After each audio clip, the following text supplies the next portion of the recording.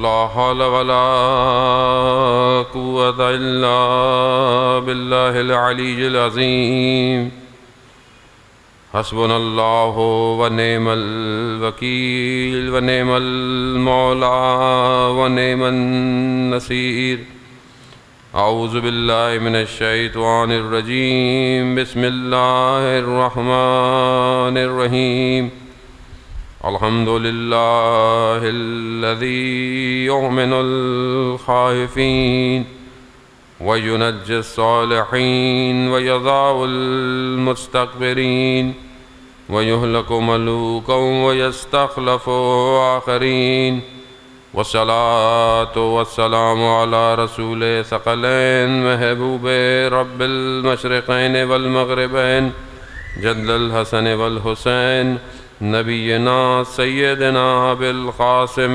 محمد اللهم صل على محمد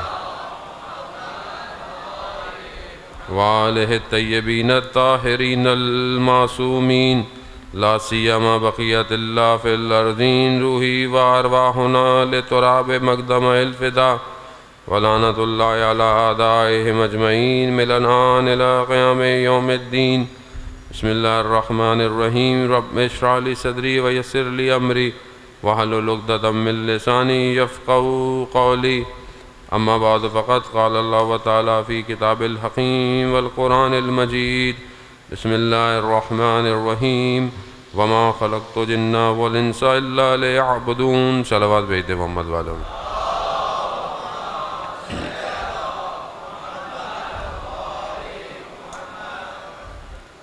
عزاداران سید الشہداء ایام عزا ہے، ماہ محرم ہے، اور آپ چند دنوں سے مسلسل مجالس میں شرکت کر رہے ہوں گے اور آگے بھی کرتے رہیں گے. یہ مجالس، یہ ماتم، یہ عزاداری اصل میں کسی خاص فرقے سے اس کا تعلق نہیں. یہ ذکر اس ہستی کا ہے کہ جس نے اسلام کو زندہ کیا ہے. اگر آج ہم چاہتے ہیں کہ ہم بھی زندہ رہیں تو ہمیں امام حسین کے اس مقصد کو زندہ رکھنا پڑے گا. اس سے قطعاً امام کے مشن کو فرق نہیں پڑے گا، یا امام کا کام جو ہے وہ آپ یہ کہیں کہ رک جائے گا اگر ہم یہ کام نہیں کریں. نہیں، ایسا بالکل نہیں ہے. تاریخ اس بات کی گواہ ہے کہ امام کے کام کو، مشن کو روکنے کے لیے تاریخ نے اپنی پوری انرجی، پاورز، حکومتیں، طاقتیں لگا دیں، مگر امام کا کام نہیں رکا، امام کا نام نہیں رکا.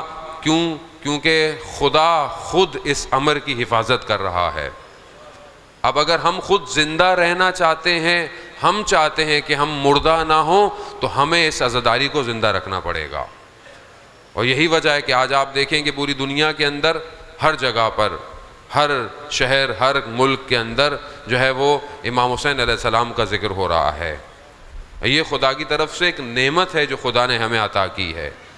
اگر ہم اس نعمت کو صحیح یوٹیلائز نہیں کریں گے، صحیح فائدہ نہیں اٹھائیں گے، تو یہ نعمت خدا ہم سے لے لے گا. خدا قرآن میں کہتا ہے کہ ہم نے تمہیں نعمت دی، اگر شکر کرتے ہو تو میں اضافہ کر دوں گا، اور اگر کفر کیا تو یقیناً یہ نعمت سلب ہو جائے گی.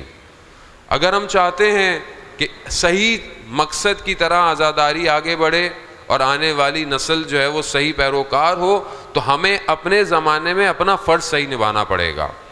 آج ہم بڑے آرام سے کہتے ہیں یہ ہو رہا ہے جی، وہ ہو رہا ہے، اس طرح ہو رہا ہے. کیوں ہو رہا ہے؟ کیونکہ ہم ہیں. کون سن رہا ہے؟ کون سنا رہا ہے؟ کون ساری چیزوں کو آرگنائز کر رہا ہے؟ ہم ہی ہیں. کوئی آسمان سے مخلوق تو نہیں اتری ہوئی جو دوسری مجلسیں کرا رہی ہے، کوئی اور تو نہیں ہے ایسی مخلوقات جو خلائی مخلوقیں اتر رہی ہوں تو آپ بولیں جی نہیں، ہم خود ہیں. ہمارا شعور کم ہو گیا ہے جو آج آپ کو ممبر سے عجیب عجیب سی گفتگو سننے کو مل رہی ہے. یہ ہمارا شعور ہے. اصل میں آپ کے اندر کی خواہشات ہماری زبان سے باہر آتی ہیں.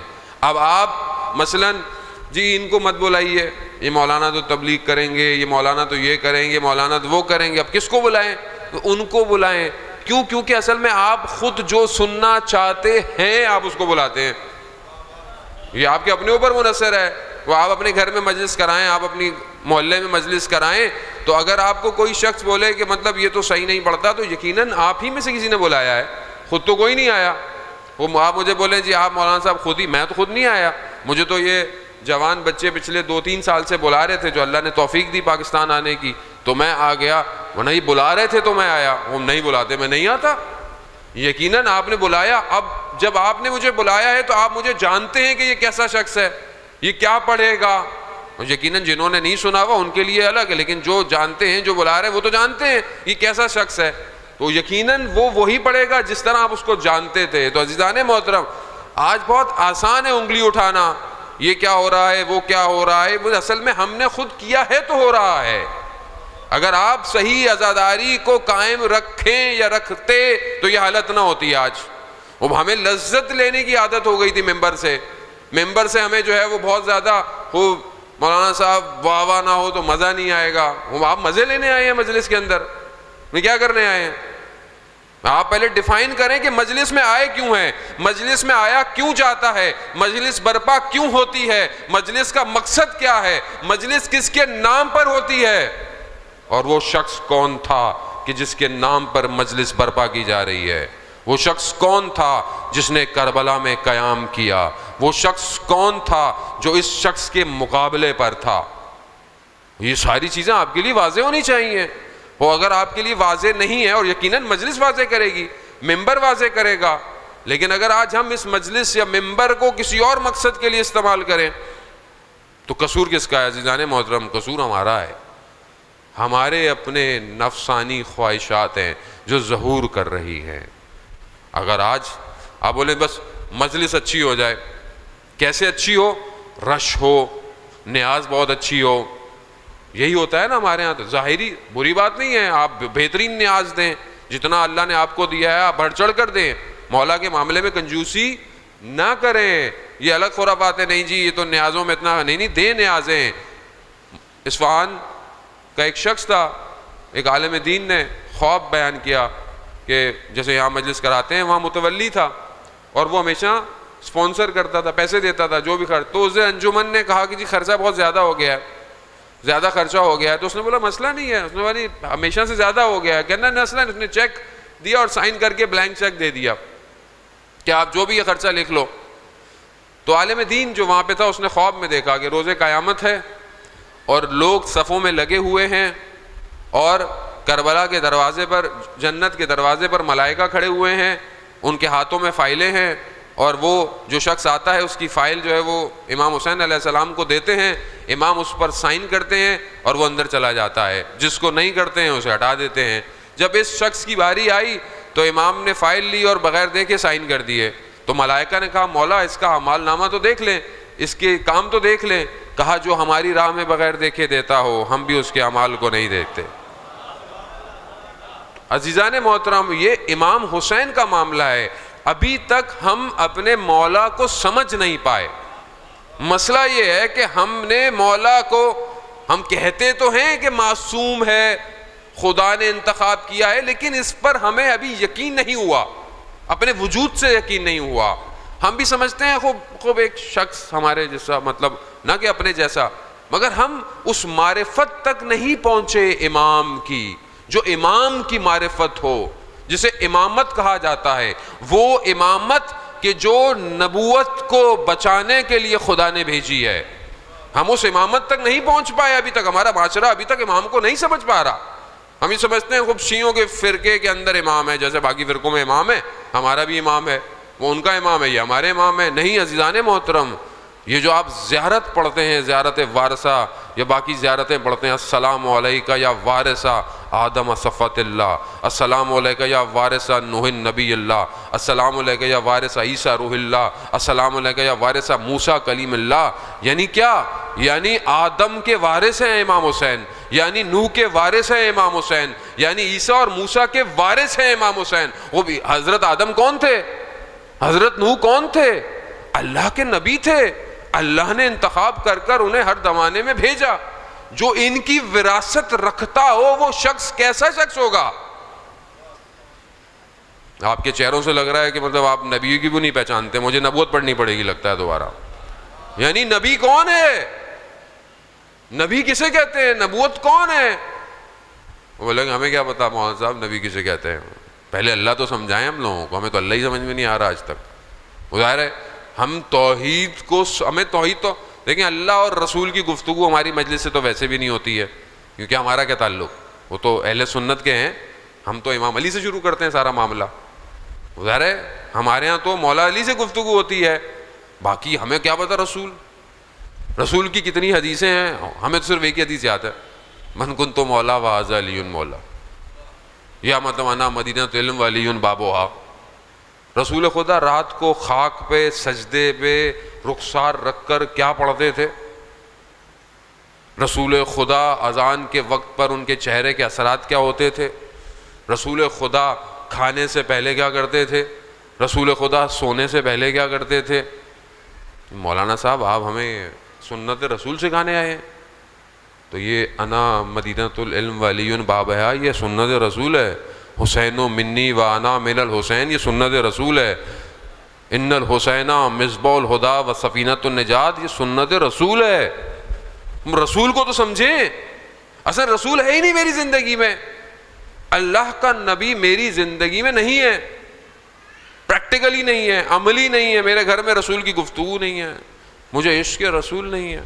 میں نے عشق رسول صرف نعت پڑھنے والوں کو دے دیا, بس جو نعت پڑھتے ہیں بس انہیں رسول سے عشق ہے بس. وہ بھی کہتے ہیں مدینہ کی گلیوں میں جانے کو دے, بس وہ بھی لفظوں پہ ہے سب. عزیزان محترم, ہم پریکٹیکلی کچھ اور ہیں, وربلی کچھ اور ہیں, یعنی زبانیں ہماری کچھ اور کہہ رہی ہیں اور عمل ہم کچھ اور کہہ رہے ہیں. پھر ہم کربلا پہ آتے ہیں, اور کربلا پہ وہ شاعر جو امام کو ملا اس نے کیا کہا تھا میرے مولا کو, مولا کوفہ والوں کے دل آپ کی طرف مگر تلواریں آپ کے خلاف ہیں. کربلا آپ کو اور ہمیں تکرار کرنے کے لیے, ہمیں یاد دہانی کے لیے ہے کربلا. کربلا ہمیں یاد دلانے کے لیے کہ تم کہاں ہو ابھی. کربلا کو کیوں بار بار دنیا کیوں کربلا روکنا چاہتی ہے؟ دنیا کیوں عزاداری کی دشمن ہے؟ کیونکہ یہ وہ جگہ ہے کہ جو دنیا میں تحول اور انقلاب لا سکتی ہے. یہ وہ جگہ ہے کہ جہاں سے صرف حق کی گفتگو ہو سکتی ہے, اور ہوتی ہے. یہی وجہ ہے کہ اس نے بولا کہ وہ اب آپ کو تو تبدیل نہیں کر پایا, لوگوں کو تبدیل نہیں کر سکتا تھا. اس نے دیکھا بھائی کیوں, کیونکہ رسول خدا کی حدیث ہے کہ امام حسین کا جو قتل ہے وہ حرارت ہے قلوب کے اندر, اب اسے تو نہیں کھینچ سکتا, یہ آئیں گے کچھ بھی کر لو. تو اس نے کیا کیا, اس نے بولا ان کو تو نہیں روک سکتے, کم از کم جو یہاں ایک شخص بیٹھا اسے بدل دو, کم از کم اسے بدل دو. ایسے شخص کو لے آؤ جو انہیں مقصد حسینیت سے, روح عزاداری سے دور کر دے, اور دوسری چیزوں کو لے آئے کہ بولے یہ عزاداری ہے, یہ عزاداری نہیں ہے. آج آپ کے سامنے کیا ہوتا ہے محرم جب شروع ہوتا ہے؟ محرم کا چاند جیسے ہی نظر آتا ہے آپ سوشل میڈیا پہ عجیب عجیب سی چیزیں آنا شروع ہو جاتی ہیں. کیوں شروع ہو جاتی ہیں؟ کیونکہ تاکہ آپ اصل مقصد امام حسین سے دور ہو جائیں. اب آپ کی گفتگویں وہی ہوں, آپ کی باتیں وہی ہوں, آپ کی آپس میں گفتگو, ایک دوسرے سے چیٹنگ, کمنٹ کیوں ہوں؟ تاکہ آپ امام حسین کو بھول جائیں. وہ یہی چاہتا ہے کہ جو ممبر پر آئے وہ بھی ادھر کی بات کرے, ادھر کی بات کرے. میں جو مجلس پڑھوں, میں فلانے مولانا نے جو بولا تھا اس کے جواب میں بولتا رہوں, وہ میرے جواب میں بولتا رہے. کیوں ہو رہا ہے یہ؟ کیونکہ دشمن جانتا ہے کہ یہ وہ جگہ ہے جو ان جوانوں کو اٹھا کر وقت کے امام سے جوڑ سکتی ہے. دشمن جانتا ہے. دشمن کو آپ ہلکا مت سمجھیں. قرآن کہتا ہے عدو مبین, سخت ترین دشمن ہے تمہارا شیطان. سخت ترین. شیطان کہاں ہے؟ ہمیں کیا پتا, ہم نے تو کبھی شیطان کو دیکھا ہی نہیں, کیونکہ شیطان نظر تو آتا نہیں ہے. ہم خود شیطانیت میں اتنے گم ہو جاتے ہیں کہ ہمیں اپنے اندر کا بھی شیطان نظر نہیں آتا. تو عزیزان محترم, میں جوانوں سے, علماء بزرگوں سے تو میں معذرت کے ساتھ کہ مجھ سے زیادہ مجالس سنی, میری عمر سے زیادہ لوگوں کو سنا, میں جوانوں کے لیے آیا ہوں.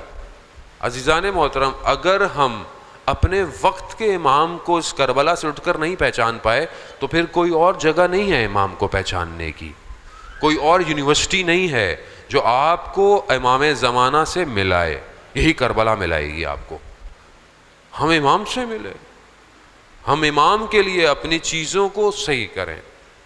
ہمیں یہ دیکھنا چاہیے کہ کیا ہم پریکٹیکلی عزاداری سے اپنے اندر تبدیلی لے کر آ رہے ہیں نہیں آ رہے. اب اگر تبدیلی کی بات کریں تو یہ سمجھ مولانا صاحب اب آپ نماز کی باتیں کریں گے اور یہ کریں گے اور وہ کریں گے. نہیں بھائی, نماز تو واجب ہے, نماز تو آپ نے پڑھنی ہے. سانس لینا واجب ہے, سانس کو روک سکتے ہیں آپ, نہیں روک سکتے, روکیں گے مر جائیں گے. روح کو بھی تو سانس چاہیے, روح کی سانس نماز ہے, عبادت ہے. وہ آپ نہیں کریں گے روح مردہ ہو جائے گی, آپ کو کچھ نہیں ہونے والا. یہ تو آپ نے کرنی ہی کرنی ہے. آپ کھانا کھائیں, پانی پئیں, آپ بدن کو خوراک دے رہے ہیں, روح کو بھی تو خوراک چاہیے. روح تو ہماری زندگی میں ہے ہی نہیں, جیسے ہمیں پتہ ہی نہیں چلتا, ہم سمجھتے ہیں بس یہی باڈی ہے, اسی کو سجاؤ, اسی کو دھلاؤ, اسی کو بال لگاؤ, اسی کو اچھے کپڑے پہنو, بس یہی ہے. اب اس باڈی اچھی ہو گئی تو اب ہاتھ میں اچھا, گاڑی اچھی, موبائل اچھا, گھر اچھا.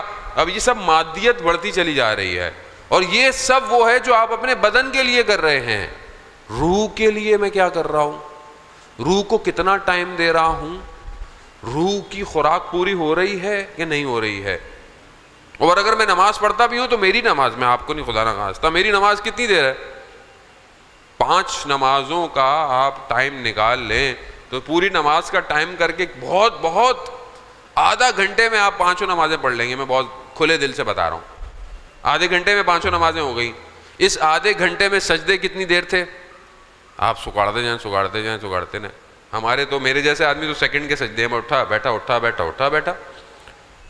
اس آدھے گھنٹے میں آپ 5 سے 10 منٹ بھی سجدے نہیں ہیں, 5 سے 10 منٹ بھی سجدے, اور وہ جو سجدے ہیں اس میں بھی دل میں کوئی اور ہے, دماغ میں کوئی اور ہے. یعنی آپ یہ سوچیں کہ ایک اشرف المخلوقات پورے دن میں 1 منٹ بھی اپنے رب کو اس طرح سجدہ نہیں کر رہی جیسے خدا چاہتا ہے. تو پریکٹیکل ہے یہ. کیا میں واقعاً سجدہ, ایک سجدہ, دن کا سجدہ, اس کو, خالق کو, اپنے دل کو اس سے جوڑ رہا ہوں کہ نہیں جوڑ رہا؟ اب یہ عبادت ہے, یہ عبادت ہے میرے پاس. یہی تو تبدیل کرے گی آپ کو. جتنا آپ کا رابطہ آپ کے پروردگار سے بڑھتا چلا جائے گا, آپ کی زندگی تبدیل ہوتی چلی جائے گی. یہی تو کربلا ہے. مگر امام حسین علیہ السلام نے کیوں آئے؟ توحید کے لیے تو آئے تھے, خلافت کے لیے آئے, کسی دولت کے لیے آئے, اسٹیٹس کے لیے آئے, شہرت کے لیے آئے نہیں, اسی دین الہی کو نافذ کرنے کے لیے آئے تھے, کیونکہ وہ مٹتا چلا جا رہا تھا. اتنے اوج پر شیطان نے اپنے کارندے کو بٹھایا. دشمن کتنا پلاننگ کرتا ہے, دشمن کتنا شاطر ہے کہ اللہ نے جب نبیوں کو بھیجا تو اس نے اپنے ہر نبی کے مقابلے میں اپنے بندے کو بھیجا. شیطان نے بھی یہ کیا, خدا نے اسے مہلت بھی دی ہوئی ہے. حضرت آدم کے مقابلے میں شیطان آ گیا, حضرت نوح کے مقابلے میں قوم آ گئی, حضرت ابراہیم کے مقابلے میں شداد آ گئے, بت پرست آ گئے. حضرت فرعون دیکھیں, بولتے نکل جائے گا, بولیں گے مولانا فرعون کو بھی حضرت موسیٰ کے سامنے میں فرعون آ گیا. سبقت لسانی کو علماء پہ معاف کر دیا کریں بعض اوقات. حضرت موسیٰ کے مقابلے میں فرعون, حضرت عیسیٰ کے مقابلے میں خود یہودی, اور پھر یہ پوری طاقت جمع کر شیطان آ رہا ہے, پوری طاقت. اور یہاں پر پروردگار نے اپنی پوری بندگی اور عبودیت کے کمال کے عنصر کو مکہ پہ اتارا آ کر, یعنی جو کمال کا بندگی کا عنصر تھا اسے بھیج دیا. اب یہ آخری جنگ شروع ہو رہی ہے, یعنی آخری جنگ اب شروع ہو رہی ہے. وہاں شیطان اپنے سارے پتے جمع کر رہا ہے تاریخ کے, پوری انسانیت جو اس نے کیا تھا. اب آپ دیکھیں, اس کو غور فکر کریں, مجلس غور فکر کے لیے ہے. آپ یہ دیکھیں کہ یہاں رسول کو اتارا, بھیجا, شیطان نے چیخ ماری ہے.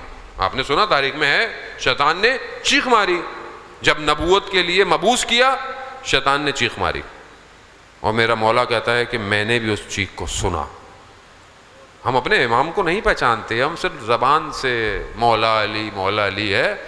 مولا علی, اللہ اکبر, وہ علی جس کے لہجے میں پروردگار شب معراج گفتگو کر رہا ہو, وہ کون ہوگا؟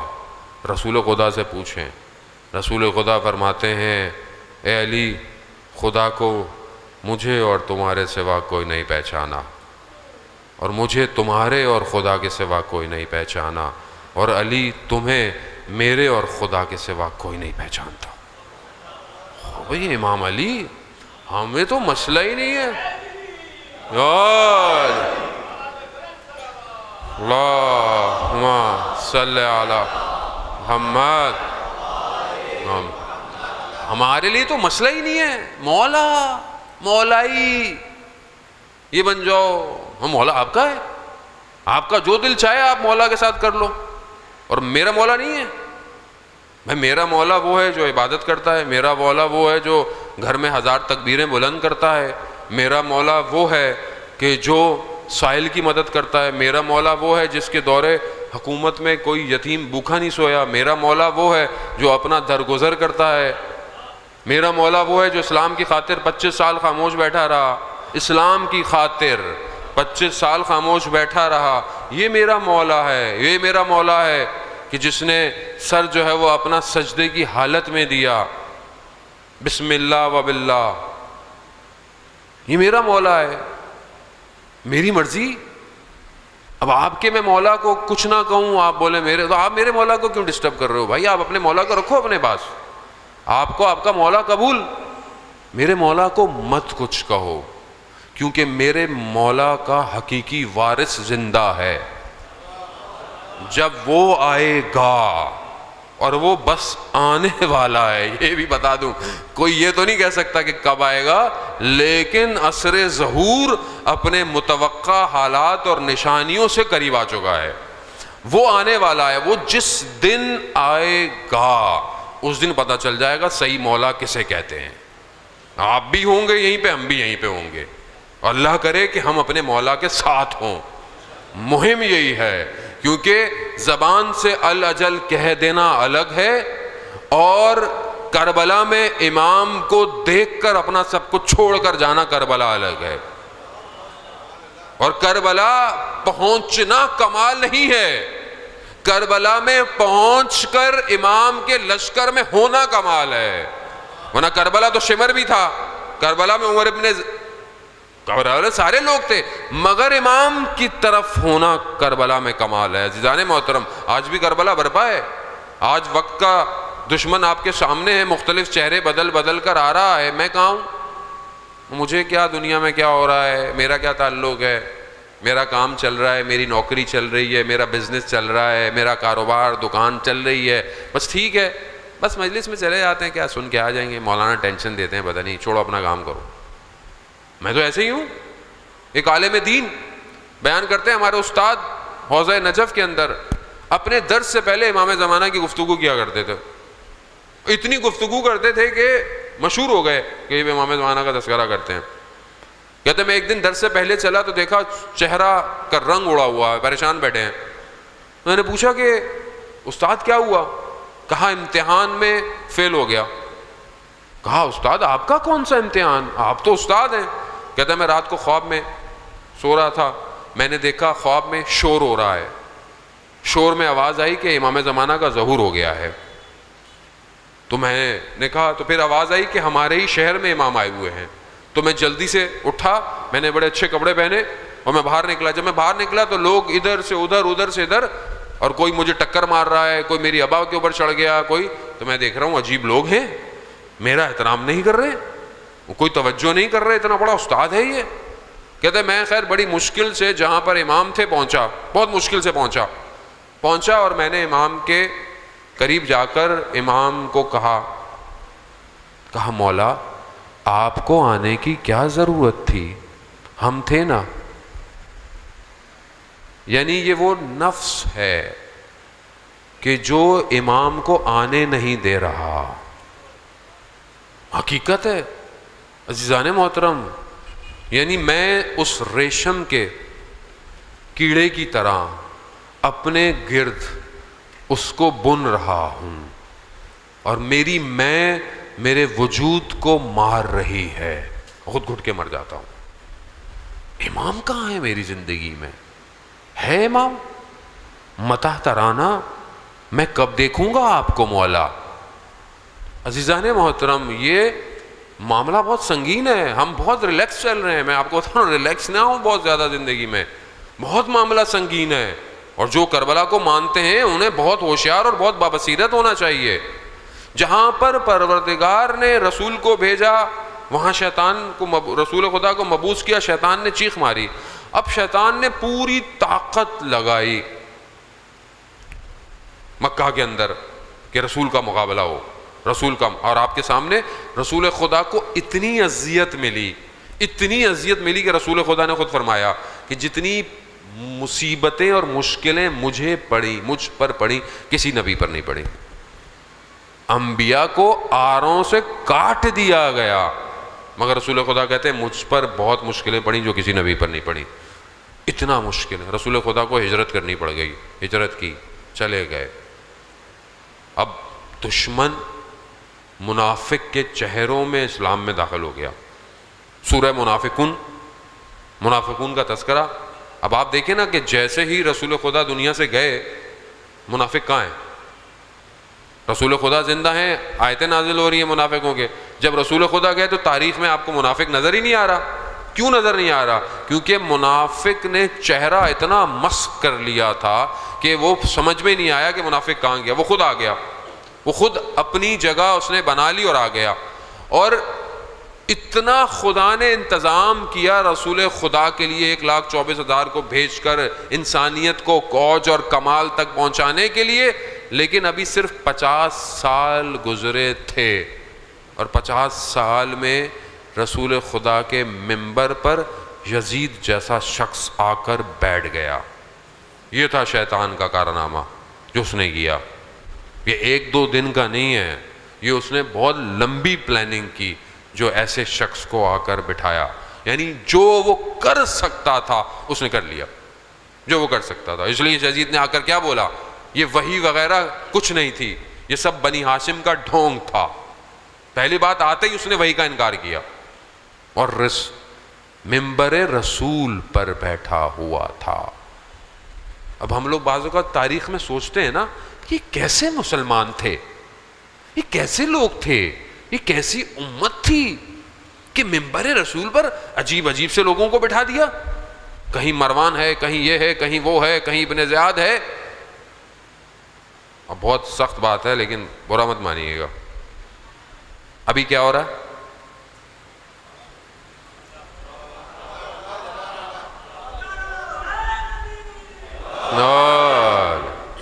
میں زیادہ بات نہیں کروں گا۔ وہ ایسے تھے، یہ بہت آسان ہے، میں کیسا ہوں یہ سب سے مشکل بات ہے۔ عزیزان محترم، مطلب آپ کیا سمجھ رہے ہیں کہ جو آپ کے ساتھ کام ہو رہا ہے، وہاں اتنی پلاننگ پر یہ کام ہوا، جب یہ کام کیا اس نے تو اسے تصور ہی نہیں تھا کہ یہاں رسول کا نواسہ زندہ ہے۔ اور یہی تو رسول نے کہا کہ ہم وہ ہیں کہ جس کے گھروں میں ملائکہ آتے جاتے ہیں، ہمارے گھر ہیں جو علم کی معدن ہے، نبوت کے گھر ہیں، تو میں ہی تو آؤں گا اور کون آئے گا؟ اور آ کر وہ کام کیا جو بشریت جب تک قیامت نہیں آئے گی، اسلام کے پرچم کو سر بلند کرنے کے لیے امام حسین کام کر کے چلے گئے۔ پھر دشمن پریشان ہوا، اور یہ پھر یہ دشمن بہت اس وقت پریشان نہیں، اس وقت تو اس کی سمجھ میں نہیں آئی، وہ تو کرتا رہا، کوششیں کرتا رہا، امام کو کبھی زندان میں ڈال دے، کبھی یہ بلا لے، کبھی وہ کر لے، جو وہ کر سکتا تھا کرتا رہا۔ اسلام پھیلتا گیا۔ کچھ سو سال پہلے اس نے دیکھا کہ یہ کون لوگ ہیں، یہ پھر پورے سال میں جمع ہو جاتے ہیں، یہ پھر اس حسین کا ذکر کرتے ہیں، یہ پھر اس شیطان نے جو اتنا کارنامہ کیا تھا یہ اس کو لان تان شروع کر دیتے ہیں۔ یہاں پھر شیطان دوبارہ ایکٹیو ہو گیا، انہوں نے بولا اب کیا کریں؟ یار اس نے پھر وہی کام کیا، انہوں نے بولا پھر محنت کرو۔ انہوں نے کیا کیا؟ انہوں نے بولا لوگوں کو خراب کرو، وہ کر رہا ہے، سوشل میڈیا، میں انشاءاللہ آنے والے دنوں میں گفتگو کروں گا کہ جو انڈیویجول گھر کیسے خراب ہو رہے ہیں. لیکن اس نے بولا بھائی ان کو کیسے خراب کرو. تو اس نے بڑی میٹنگیں کی، اور بڑی آفیشیل میٹنگز ہیں، یہ موجود ہیں. انہوں نے بولا یہ حسینیت جو ہے یہ ایک پرندہ ہے، اس کے دو پر ہیں، ایک سرخ رنگ کا ہے، ایک سبز رنگ کا ہے. اس نے پرندے سے تشبیہ دی، کہا کہ اس کا جو سرخ رنگ ہے وہ حسینیت، شہادت، جہاد کا ہے، اور جو سبز رنگ ہے وہ امید، انتظار کہ کوئی آنے والا ہے. اب یہ دو پر سے یہ تشیع کا جو پرواز ہے وہ اتنی بلند ہے کہ ہم اس کو نیچے اتار نہیں سکتے. بھائی پرواز، بھائی ان کو کچھ ہوتا ہی نہیں ہے، ان کو جتنا مارو، یہ کہتے ہیں وہ شہدائے کربلا کے راستے میں جتنا مارنا ہے مارتے رہو، ہمیں کچھ نہیں ہونے والا. شہدائے کربلا کا راستہ ہے، ان کو مارتے رہو، یہ کچھ نہیں ہوتا ان کو. اور ان کو جتنا مایوس کرو، ان کو بولو، یہ کہتے ہیں نہیں ایک آنے والا ہے، ایک آنے والا ہے، ایک آنے والا ہے، ایک آنے والا ہے. وہ کہہ رہے ہیں آج تک ہم اس ایک کو دو نہیں کر پا رہے. یہ ایک ہی پہ اٹکے ہوئے ہیں. یہ کون ہے ایک؟ اس ایک کے لیے وہ اترا عراق. اس نے عراق میں لوگوں کو پکڑ پکڑ کر پوچھا وہ کہاں ہے تمہارا 12واں جس کا تم انتظار کر رہے ہو؟ وہ ڈھونڈ رہا ہے. ہمیں بھی روک کے لوگ پوچھتے ہیں آپ بہت باتیں کرتے ہیں، آپ کو پتہ ہے کدھر ہے امام؟ واقعاً امام کے کیا نائب تھے. ایک امام کا نائب ایسا تھا جبکہ اس کا بھائی قریب تھا امام، لیکن کہا کہ اس کو کیوں نہیں؟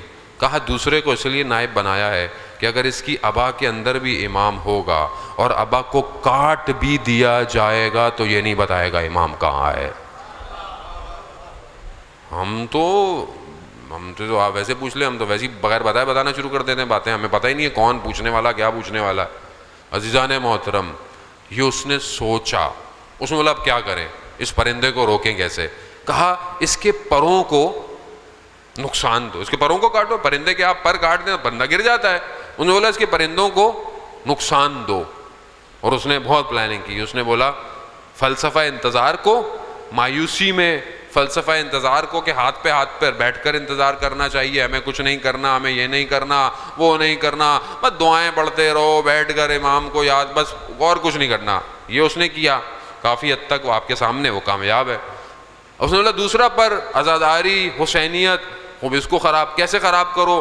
خوب ماتم سے، شعر و شاعری سے، ممبر پہ ایسے لوگوں کو بٹھاؤ کہ جو امام حسین کے مقصد کی بات نہ کریں، اس کو بٹھاؤ ممبر پہ. اب اس نے کام کیا. اس نے کئی سال کام کر کر کر کر کر یہاں قوم پہنچ گئی کہ ہمارے اساتذہ بڑے تعجب کرتے ہیں جب وہ اب ان کو بتا دیں نا پوسٹر تو کہتے ہیں تمہارے ملک میں سب علامہ ہیں، سب علامہ ہیں یہاں. اور علامہ آپ کو پتہ ہے علامہ از دا ہائیسٹ ڈگری. علامہ حوزے کے اندر کتنے علامہ ہیں آپ کو پتہ ہے تاریخ کے اندر؟ علامہ طباطبائی کچھ، اس سے پہلے اوپر جائیں علامہ ہلی، علامہ مجلسی، اور نہیں علامہ کوئی. اب نیچے ادھر آئیں تو اب آپ کو علامہ جوادی عاملی، علامہ ادھر ہر آدمی علامہ.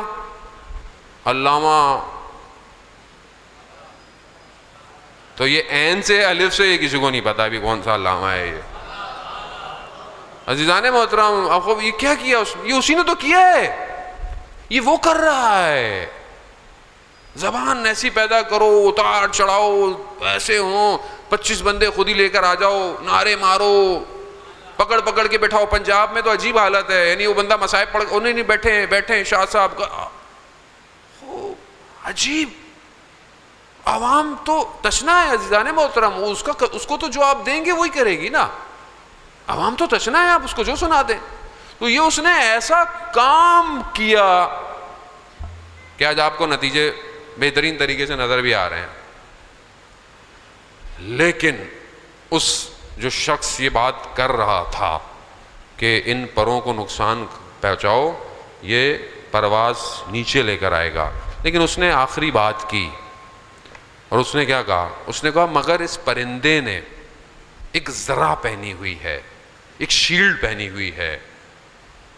وہ شیلڈ ایسی ہے کہ جب بھی یہ پر ضعیف ہونا شروع ہو جاتے ہیں وہ شیلڈ دوبارہ پاور دے دیتی ہے. انہوں نے بولا بھائی یہ کون سی شیلڈ ہے؟ کہا یہ ولایت کا نظام ہے، یہ ولایت کا نظام ہے. تم جتنا یہ جب تک مجتہدین اس نظام کو لے کر چل رہے ہیں یہ پرندے کو کچھ نہیں ہو سکتا. یہ جب گرتے ہیں پھر گرتے ہیں پھر پڑھا. اس نے بولا اب کیا کرو، اس شیلڈ کو خراب کرو. وہ پھر شروع ہو گیا. اور آج آپ کے سامنے لیکن ایک دشمن مکر کرتا ہے، ایک اللہ مکر کرتا ہے. عزیزان محترم، دشمن کچھ بھی کر لے، کچھ بھی کر لے، جو کر سکتا ہے کر لے، جتنا دم ہے کر لے، شیطان جتنا کر لے. عزیزان محترم، قرآن کہتا ہے ہم اپنی حکومت کو اپنے وارثین کو دیں گے. یہ قرآن کا وعدہ ہے. اور خدا قرآن میں کہتا ہے لا یخلف المیعاد، خدا اپنے وعدے کی وعدہ خلافی نہیں کرتا. اب یہ ہم پر ہے. میں وقت میرا بہت تیزی سے، مجھے ایک اور جگہ بھی پہنچنا ہے. عزیزان محترم، اب یہ ہم پر ہے. جب آپ کے سامنے تصویر واضح ہو گئی کہ آپ ماشاءاللہ پڑھے لکھے لوگ ہیں، میں تو صرف تکرار اور اپنے ثواب کمانے کے لیے آیا ہوں، آپ ساری چیزیں جانتے ہیں، میں کوئی نئی بات نہیں کر رہا. یہ واضح ہو گئی کہ یہ کام ہو رہا ہے اور یہ ادھر کام ہو رہا ہے. اب یہ میرے پر ہے کہ میں کہاں ہوں. یہ امپورٹنٹ ہے. اصل میں مہم یہ ہے. ہمیں تو اچھا مول صاحب یہ بھی پتہ چل گیا، یہ پتہ چل گیا، ٹھیک ہے چلیں گھر جائیں، سو جائیں جا کے. نہیں، یہ اسی لیے تھا کہ آپ کہاں ہیں، آپ ادھر ہیں یا ادھر ہیں. نہیں مول صاحب ہم تو ہر جگہ ہیں.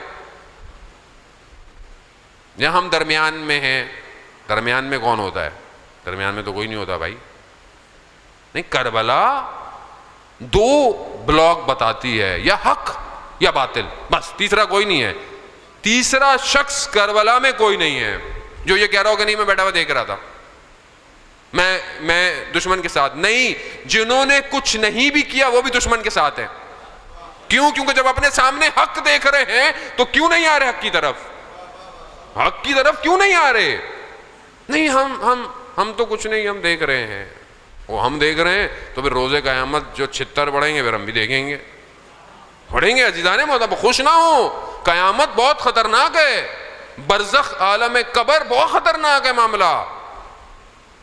اگر آپ امام حسین کے نام پر گھر سے نکلے ہیں اور امام بارگاہ آئے ہیں تو یہاں سے جب اٹھیں تو حسینی ہو کر اٹھیں.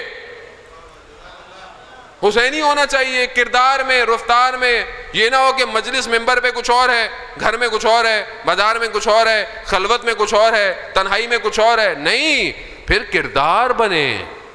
امام نے اسی لیے اقدار کی جنگ نہیں کی تھی، اقتدار کی جنگ تھی. امام کو یہ نہیں حکومتیں نہیں چاہیے تھیں، امام کو کردار چاہیے تھے، اقدار، ویلیوز چاہیے تھیں. ویلیوز کی جنگ ہے. آج دشمن آپ سے ویلیوز چھیننا چاہتا ہے. عزیزان محترم، دوبارہ ہم کوشش کریں کہ اپنی فہم کو بلند کریں، اپنے آپ کو آگے لے کر آئیں اور اصل مقصد سے غافل نہ ہوں. دشمن پوری طاقت کر رہا ہے. میں نے آج خلاصہ سا کھینچ دیا آپ کے سامنے. کل انشاءاللہ اللہ توفیق دے گا اور چند دن جو بھی ہیں گفتگو کا سلسلہ آگے بڑھتا رہے گا. لیکن اسی نیت سے آئیں کہ ہم کچھ لینے آئے ہیں اور تبدیل ہونے آئے ہیں. اگر تو تبدیلی نہیں ہو رہی ہے تو پھر میرے اپنے اندر مسائل ہیں، تو انشاءاللہ ہم ان مسائل کو بھی ڈسکس کریں گے تاکہ ہم ان مسائل کو، ان رکاوٹوں کو اپنے ذات سے ہٹائیں. عزیزان محترم، 12 محرم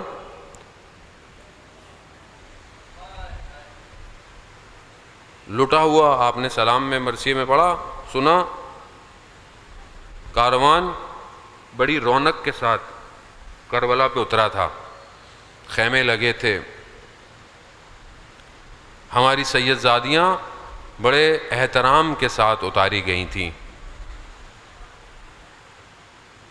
بہت مان کے ساتھ بنی ہاشم اپنے خیموں کے پہرے دے رہا تھا.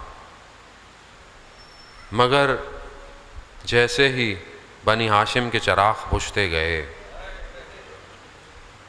امام حسین علیہ السلام، آپ نے عاشورہ میں مصائب سنے ہوں گے کہ جب تک حضرت عباس تھے جب تک خیموں کی طرف نہیں دیکھتے تھے، صرف مقتل کی طرف جاتے تھے جو بدن اٹھانا ہوتا تھا. مگر جب حضرت عباس چلے گئے تو میرے مولا کی ایک نگاہ خیمے کی طرف اور ایک نگاہ مقتل کی طرف. نہ جانے کتنا خیال تھا میرے مولا کو اپنی بہنوں بیٹیوں کا، لیکن جیسے ہی میرے مولا دنیا سے گئے خیموں پر غارت پڑ گئی، خیمے جل گئے۔ عزیزان محترم، یہ جلے ہوئے خیمے جل تو گئے مگر آج تک انسان کی جہالت کو روشنی دے رہے ہیں۔